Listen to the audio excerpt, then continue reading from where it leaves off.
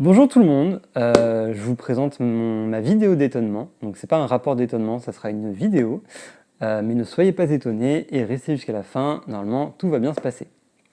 Mon projet s'articule autour de la photothérapie. C'est un projet que j'ai depuis maintenant 4-5 ans et grâce à DC Start, je vais pouvoir le mettre en place. Et donc ce rapport d'étonnement va pouvoir m'aider à appréhender d'une mes cibles, de deux le marché et de voir si finalement mon projet va tenir la route ou pas du tout. Dans un premier temps, j'ai trouvé une première problématique qui est tout simplement de se poser la question de comment les photographes s'insèrent dans notre société de consommation immédiate actuelle. C'est-à-dire que actuellement, la société telle qu'on la connaît, c'est une société où on veut tout de suite. Par exemple, on a faim, on va au McDo, on commande Uber, on veut aller quelque part, on appelle un Uber, pareil. On ne prend plus le temps de faire les choses et c'est un peu le mal de la société et quelque chose qui pose problème. Que ça soit pour tous les services, que ça soit le coiffeur, le tatoueur, les artistes et donc le photographe aussi. Si je me pose cette question, c'est parce que, en tant que moi, photographe, je me heurte souvent à des modèles et des personnes qui veulent faire des photos avec moi, mais qui n'ont pas forcément le temps de le faire, qui sont impatients dans leur démarche et avec qui le dialogue ne s'instaure pas forcément. Et donc forcément, les besoins ne se comprennent pas non plus tout de suite et on a du mal à tout simplement vendre le service qu'on veut leur vendre parce que l'attente que ces consommateurs ont n'est pas celle qu'un client devrait avoir dans le monde de la photo, comme moi je le pense. Dans un premier temps, on va pouvoir se poser la question des armes qu'a le photographe. Quelles armes il a pour rivaliser avec le selfie par exemple?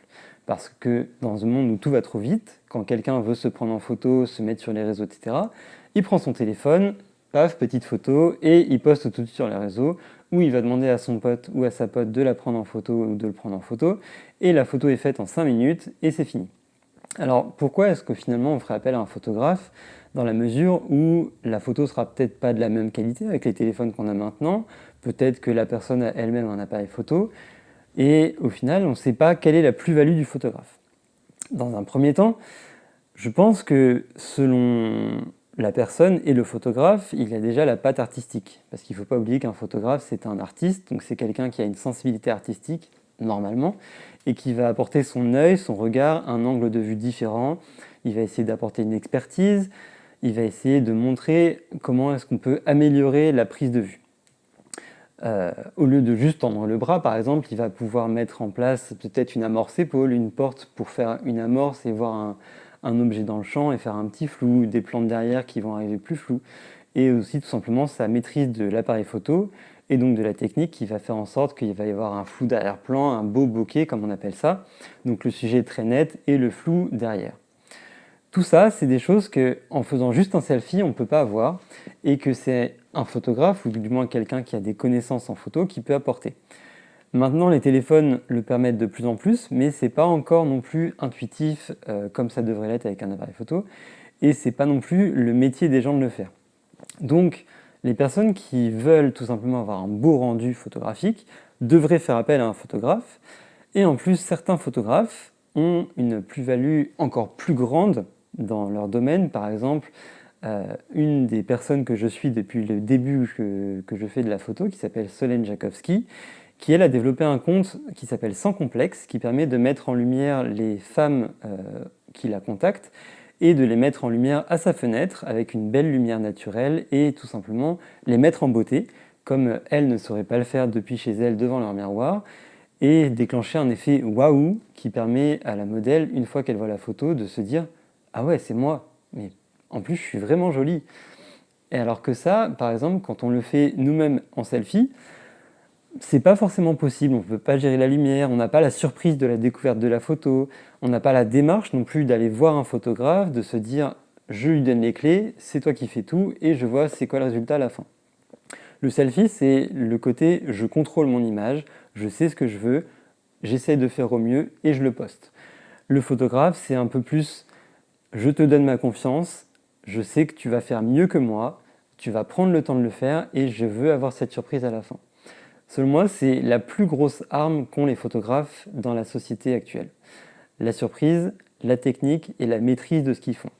La deuxième partie de mon rapport d'étonnement, j'aimerais l'articuler autour des stéréotypes qu'il y a actuellement sur les réseaux sociaux, et finalement comment est-ce qu'on peut s'apprécier avec tous ces canons de beauté, tous ces stéréotypes qu'on voit sur Instagram, sur Facebook, peu importe où, toutes les modèles et les mannequins fashion qui sont soi-disant les plus belles possibles. On va rebondir tout simplement avec le compte de Solène Jakowski sans complexe. Quand on voit son compte Instagram, et donc toutes ces filles qui sont prises en photo par cette personne, elles ne sont pas forcément minces, fines, avec des seins comme il faut pour les vêtements, des cuisses fines, un visage homogène, peu importe. Elles sont elles, et finalement elles sont comme elles sont, et c'est ça qui fait qu'elles sont jolies et que les photos de Solène les rendent belles. Elles sont naturelles, sur une lumière naturelle, et elles font confiance aux photographes. Selon moi, c'est comme ça qu'on peut un peu casser les stéréotypes. C'est en faisant confiance à une autre personne, en donnant les pouvoirs et les clés de sa personne à une autre personne, qui va réussir à essayer de contourner notre peur de notre propre image.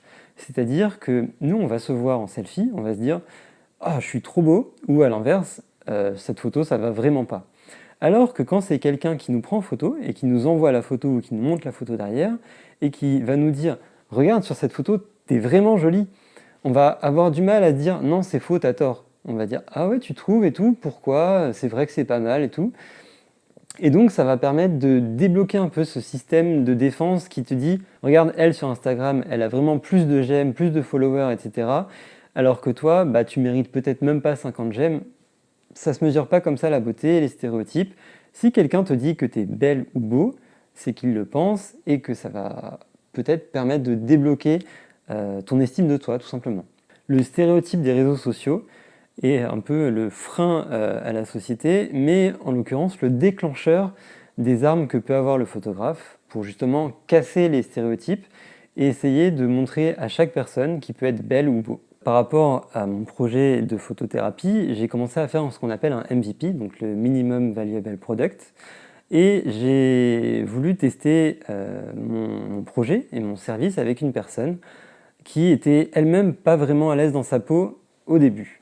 Je dis au début parce qu'on a fait en tout 2 séances photo. La première, on a fait une séance photo avec une amie à elle, qui lui a permis un peu de se décoincer, de se débloquer, et de prendre du temps et de se dire bon, c'est fun, c'est marrant de faire une séance photo, c'est cool au final.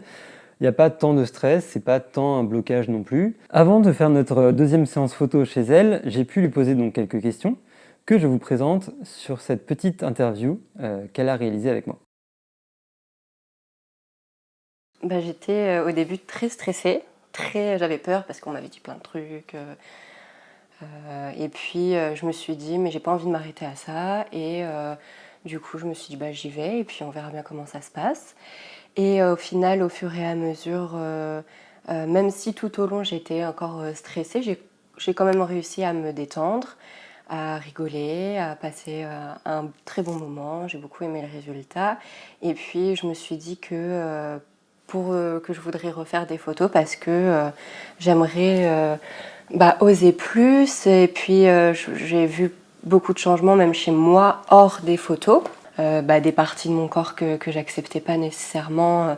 Je les accepte petit à petit. Ça m'aide à m'accepter et puis j'aimerais m'aimer un jour, aimer mon corps et tout ce qu'il peut représenter parce que c'est vrai qu'au début, quand on avait parlé, rien que de parler de photos, de faire de mon corps, j'étais totalement en panique. J'étais pas bien, je tremblais, j'avais des larmes qui coulaient toutes seules. Et puis au final, en voyant le résultat des photos, je me sentais beaucoup mieux. Je pense qu'en fait, ça permet pas que d'accepter son corps, je pense que même ça permet d'accepter ce qu'on a en soi, ce qu'on est, et ça permet, grâce à son corps, par les photos, etc. Et je pense que après, c'est que le début, on verra bien ce que ça donne, mais rien que pour le début, rien qu'une séance, j'ai déjà vu des résultats, j'ai déjà vu une ébauche de ce que ça pouvait avoir comme effet sur moi. Pour moi, ça permet d'accepter qui on est avec son corps et au final, je pense que ça permet au fur et à mesure de s'aimer. Ouais. J'étais plus à l'aise et même si des moments où j'ai eu du mal, j'avais envie de pleurer, bah, c'est pas grave, j'ai quand même réussi à faire ce que je voulais, à oser et je me sens bien. Comme j'accepte pas mon corps, bah, c'était difficile pour moi de le montrer, de le mettre en valeur ou juste d'être moins habillée que sur d'autres photos ou des trucs comme ça.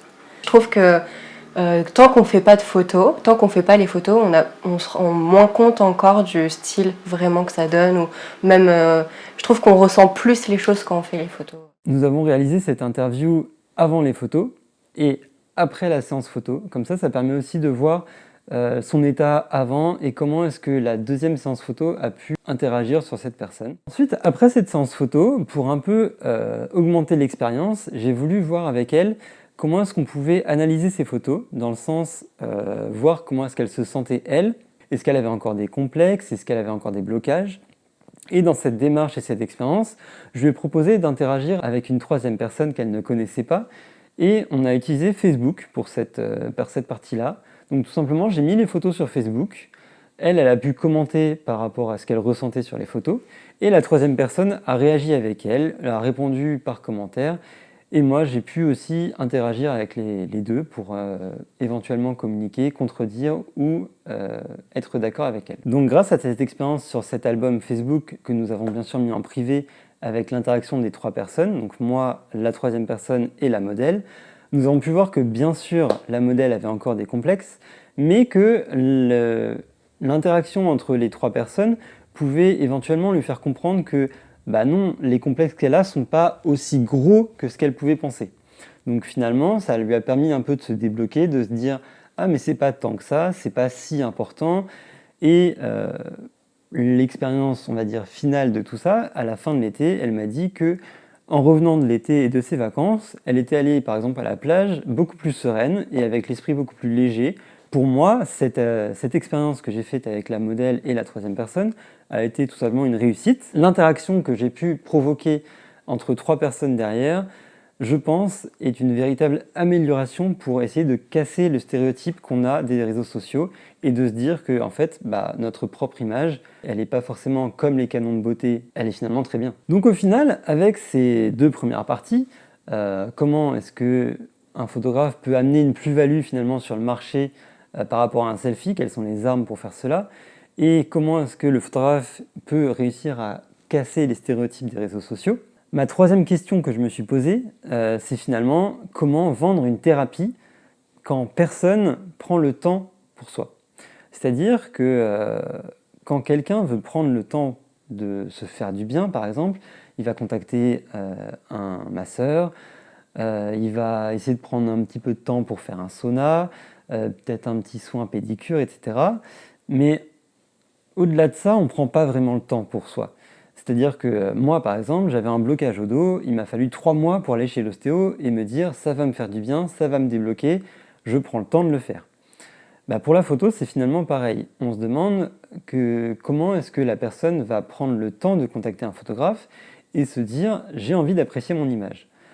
Finalement, c'est un peu tout le problème de la société actuelle, comment démarcher les gens sans les saouler. Il faut trouver la manière d'aborder les gens et réussir à leur faire comprendre que ce temps qu'ils vont prendre, c'est presque aussi important que d'aller voir un psychologue finalement, qu'aller voir un médecin. Et le moindre petit complexe qu'on peut avoir, le photographe qui va réussir à avoir de l'empathie avec son modèle et réussir à communiquer avec, va peut-être réussir à contourner ce petit complexe et améliorer le quotidien de la personne. Donc c'est un peu ça le slogan, on va dire, pour vendre la thérapie et pour réussir à faire comprendre aux gens dans notre société que c'est important de se dire que prendre une séance photo peut vous faire du bien.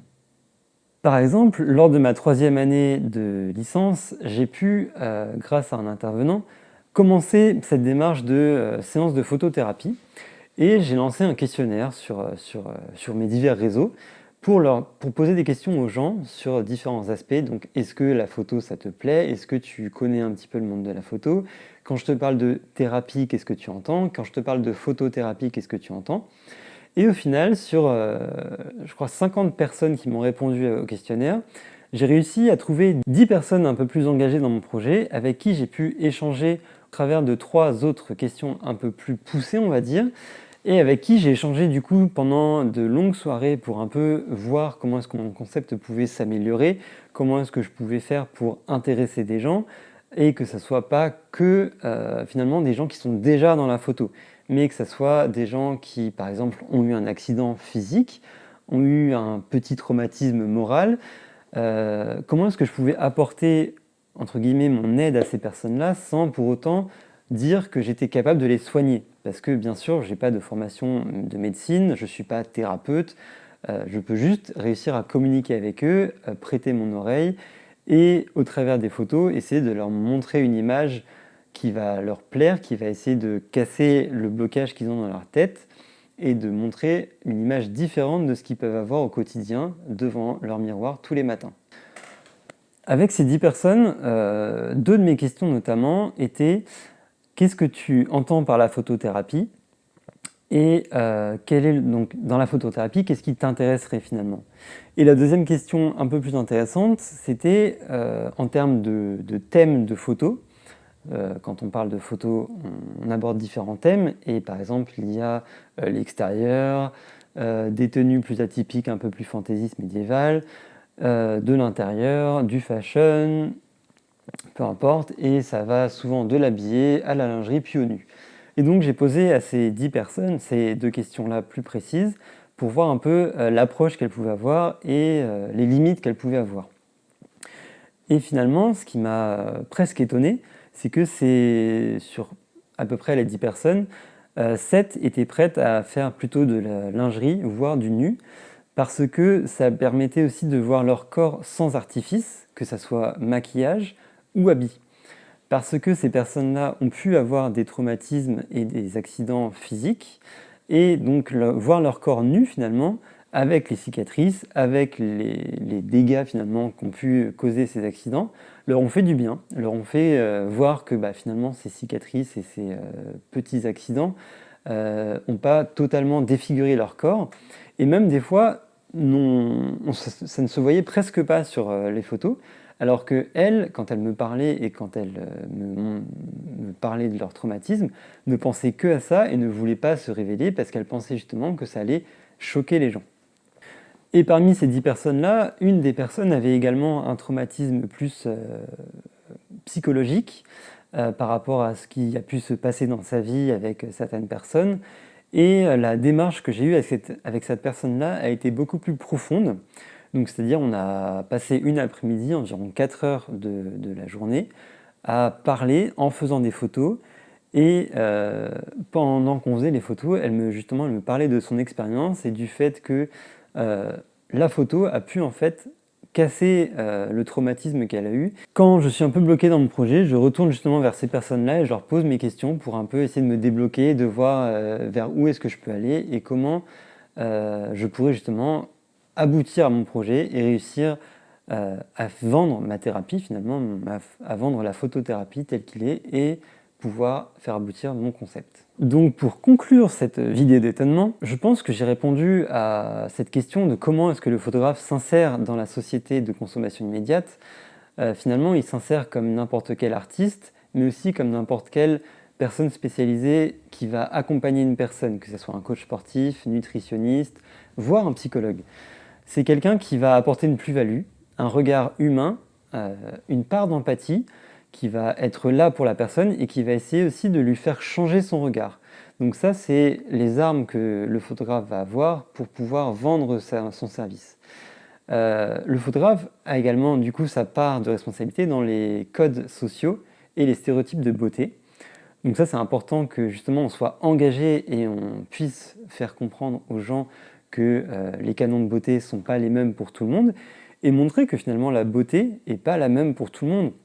De même que l'esthétisme, que les goûts et les couleurs ne sont pas les mêmes pour tout le monde, et donc il est important qu'on prenne notre responsabilité et montrer aux gens que finalement n'importe qui peut être belle ou beau aux yeux de n'importe qui d'autre. Et enfin, avec ces 2 premières réponses, il est presque évident de vous répondre comment est-ce que le photographe peut vendre son service de photothérapie c'est en se servant de ses armes et de son regard, et finalement apporter son aide aux personnes qui en ont besoin et qui ont envie de prendre du temps pour eux et de se faire une petite séance photographique pour finalement se trouver beau au quotidien. Merci de m'avoir suivi. J'espère que cette vidéo d'étonnement vous aura pas trop étonné. À bientôt.